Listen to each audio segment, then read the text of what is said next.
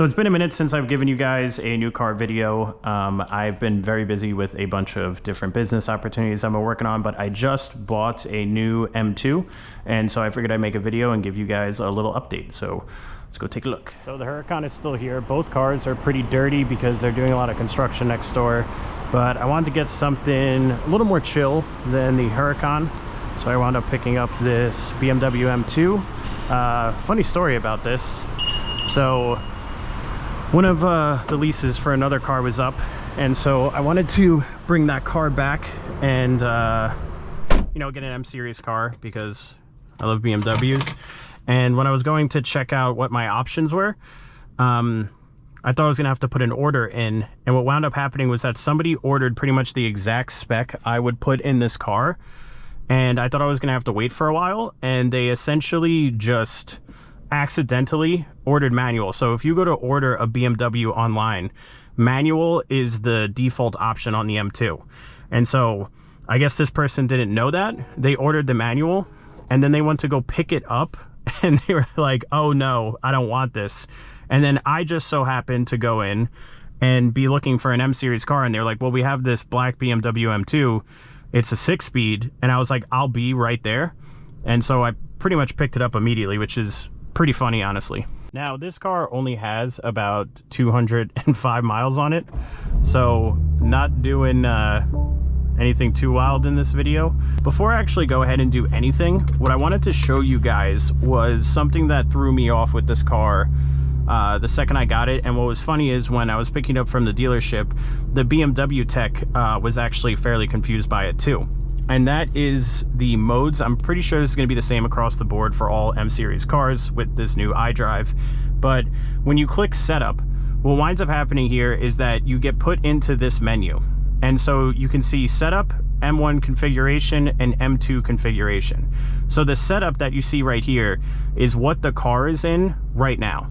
So you can change everything about the car. You can put it in sport, you know, you could go all here, do all this stuff, and you can change everything from the setup right here without pressing the M1 or M2 buttons. When you click your M configuration buttons, what you can do is set up your M configuration. So if you just tap the M1 button, it will turn into this.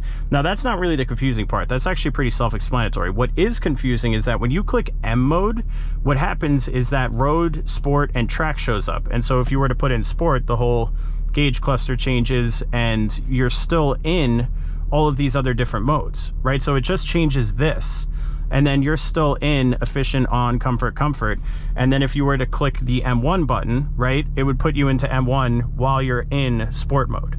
So a little strange there. Kind of threw me off, and like I said, it was throwing off the BMW tech as well. Now, I don't feel a difference if I have it in efficient, on, comfort, and I put it in sport mode, or I put it in track mode, which will tell you, like, don't do this on public roads. But when you put it into those different modes, nothing actually changes aside from this. So I found that a little weird, the way that they had this set up, but I figured it out. So setup, again, is where you configure your modes for M1, M2, and the setup that you're currently in. And then M mode will change the display and all that other stuff. You can see that the driver assistance settings and displays for sporty driving, and then lane departure warning will be deactivated. And then on track, all driver assistance systems will be deactivated, including lane departure warning and brake assistance. So that's the only difference between road, sport, and track. And then your setup is where you actually change the feeling of the car. So yeah, pretty confusing, to be honest. But that was the first thing I figured I'd get out of the way. Now, the other thing that's really annoying when you get this car is you got to go into the menu and you got to take away all of, like, the warnings about speed and all that other stuff. I believe it's under driver settings, and then driver assistance, and then there's safety and warnings. So you come in here, you can adjust this. I actually do like some of these things, like the blind spot stuff, parking and maneuvering warnings and all that stuff. Under safety and warnings, where is it? For speed warning right here, you want to turn that off. And then the warning for speed limits, you want to get rid of that, and all that other stuff. So that's definitely the first thing you want to do. I haven't really done anything else with the car. Like I said, it's got 200 miles on it, but I'm gonna take you guys for a ride and I'll talk about some of the actual driving dynamics of this car. I'll tell you guys a little bit of financials with this car. So I wound up getting a 6.5% interest rate. I believe I put $5,000 down on the car, and I am paying about $1,200 a month for the car. And then I am paying about $280 a month for insurance. I'm just gonna get out of the city here. Hopefully don't get pulled over with a fucking GoPro on my head. Also, I'm in an absolute fishbowl right now. This car is going for PPF and tints next week.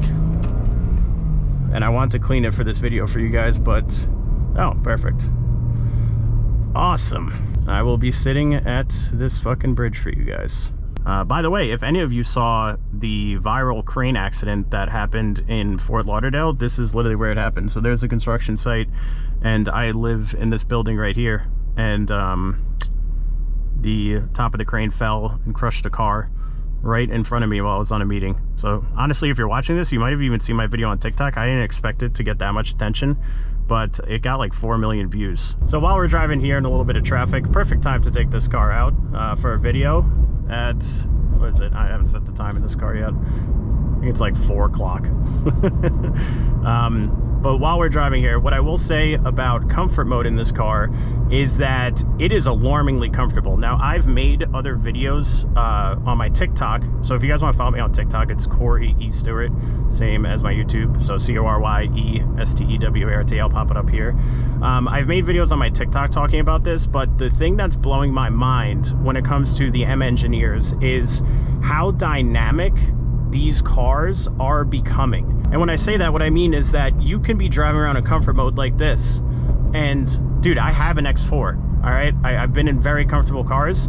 This is extremely, and I mean extremely comfortable. Now, if you got the carbon bucket seats, maybe you'd be having a different experience, but dude, I am telling you, with these seats in comfort mode, with everything on in efficient mode, my God, dude, is this car comfortable. Like, you could easily daily drive this. Easily daily drive it. Now, for those of you who are going to get the manual transmission, I will say that the clutch in the beginning, when you get the car, it doesn't feel right. It feels a little strange. Not exactly sure why. I was looking it up, and I've seen that there are some different parts in the clutches of these cars that some people opt to take out. It's totally manageable, but it does feel a little off. The shifter, for me, I feel a little bit of that BMW rubber shifter feel, but honestly, I like it for when I'm just cruising around, to be honest with you.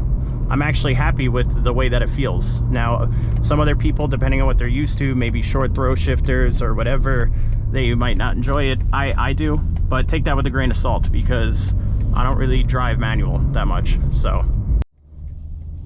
all right, and so I'm going to even show off a little bit more of the comfortability of this car going down this road. It's not the smoothest road, but I don't know if you guys can feel that through the camera. I mean, this is soft, right? This is a soft ride. It's nice, and I'm really enjoying the comfortability of this car.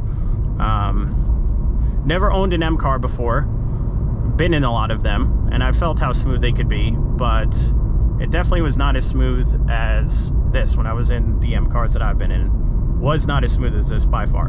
Why is this guy letting this person go when he can't see behind him? He's urging this person to drive. By the way, I don't know if you guys know this, so I work with a lot of insurance agents. So if that guy got creamed after that guy told him to go, he could be held liable for the accident on the police report, and you can go after his insurance. Not a lot of people know that, but fun little fact. So don't tell people like go when you're on a 2-lane street like that, because if they get into an accident and they tell the police, yeah, this guy told me to go, especially if you stay as a witness. I'm not telling you to leave after that, but don't make decisions for other people's driving. You'd be surprised how many insurance claims happen from that. You'd be very shocked, because people, I mean, think about it, right? If someone told you to go and then you got into an accident because they told you to go, you'd be upset. Right now, I have the artificial sound coming through the speakers. I'm gonna do an exhaust on this car, and then I'm gonna get a tuner and just plug it in and delete that sound. I'm not a fan of fake sounds, but maybe some people are. I don't know. I mean, the BMW engineers, for them putting that in there, there's got to be people who like it, right? So I'm gonna pop it into M1 mode. I hear the exhaust open. You get those little burbles now. I looked at somebody who got rid of the inside, the fake sound, and you still hear the burbles, so those are real.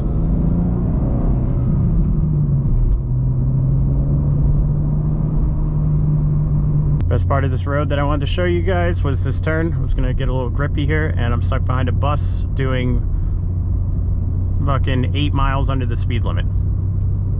Well, while I'm behind this bus going extremely slow, I figured I'd take the opportunity to tell you guys the new Harman Kardons are crazy. I have the Harman Kardons on my X4, and you know, it was good, but it wasn't as good, and I hate to say this, but Tesla has some of the best sound systems in their cars. I'm sorry, but it's true. But this car, whatever they did new with these Harman Kardons, they are insane. It is crazy how loud these speakers are. You pretty much, it's the only car I've ever owned where you cannot put it at 100% volume. Only car I've ever owned that you can't put it at 100% volume. And I know some people say that, but I've gotten used to Teslas, I've gotten used to all this other stuff, and then you can put it at 100% volume. This car you can't. You can't do it. You can't do it. It's that loud. You know, I'm not gonna do anything crazy, but I'll show you guys. You can tell this thing's a fucking rocket.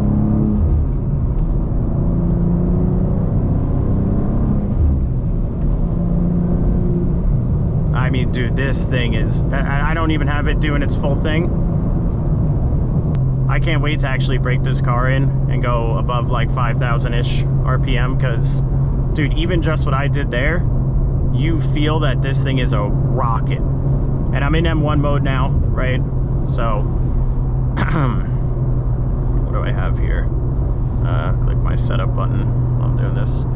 So I got the engine in Sport, chassis is in Sport Plus, steering is in Sport, and then brake is in Comfort, and I'm not doing MDM or anything like that, so. But even in Sport mode, not uncomfortable, even with the Sport Plus chassis, I mean, or suspension rather, not bad, not bad.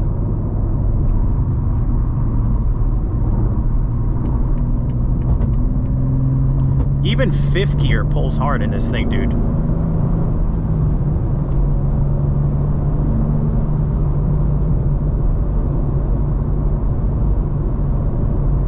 So now here's my hot take when it comes to modern exotic cars, modern sports cars, modern M cars, all that stuff. I think a lot of the modern exotic cars, they're getting too fast. I think they're making them too powerful. They're making them too fast from factory. And I get it. Like, I get that's what people are looking for. They're looking for fast. They're looking for that experience. But, dude, I gotta be honest. I've been having more fun in this BMW M2 than I have been in my Huracan. And don't get me wrong, there's a honeymoon phase involved, right? Like, that's definitely something to consider, is that I just got the car, it's got 200 miles on, blah, blah, blah. Listen, I've been in a lot of new cars, I've been in a lot of nice cars. I'm really enjoying this car because of the 6-speed manual. It doesn't have crazy power. It still handles really well, but then when I'm in comfort mode, which I am right now, I'm still extremely comfortable. That is crazy, guys. I mean, if you get in a Huracan, right, they have the Strata mode, they have all that stuff, dude, the car's not comfortable, right? I don't care what anyone says. Street mode, it's manageable, it's manageable. It's not comfortable, though. like this car can be comfortable, like it is right now. And so, the main thing for me about a lot of the modern exotics, and a lot of modern cars in general, you can't push them to their limits on the road. You can't. I don't care what anybody says, you're not pushing a car like that to the limit on the road, right? You might push the limits of the road, but you're not going to push the car's limits on the road. And I'm not saying you can do that with this car either, but you can bang some gears, you can have some fun without doing anything too crazy. And that's what I'm looking for, and that's why I got this car and why I've been enjoying it so much, because it's a little bit more reasonable in its approach to fun. And don't get me wrong, I'm not going to get rid of, you know, I'm not going to get rid of the Huracan in any way, shape, or form, but you know, that thing's just a good networking tool. But at the end of the day, this thing is so much fun, and I don't even know what fraction of the price it is, but it is nowhere near the cost of a Huracan. And I got Pirelli P0s on this. I got Pirelli P0s on the Huracan. This thing grips the road. The Huracan grips the road. The Huracan's loud. This thing isn't as loud as the Huracan, but we'll fix that with some pipes. And I got clients next to me. And, you know, dude, I don't know. I'm loving these M cars. I'm loving what the M engineers are putting out on the table. I want to get myself into an M3 soon, a modern M3, and check that out and see, you know, between the S58 and this car versus the S58 and the M3. I'd love to compare and contrast there, because I was going to get an M3, but then I was like, nah, dude, I don't need 4 doors. I want the 2 doors and the 6-speed manual. That's what made sense to me.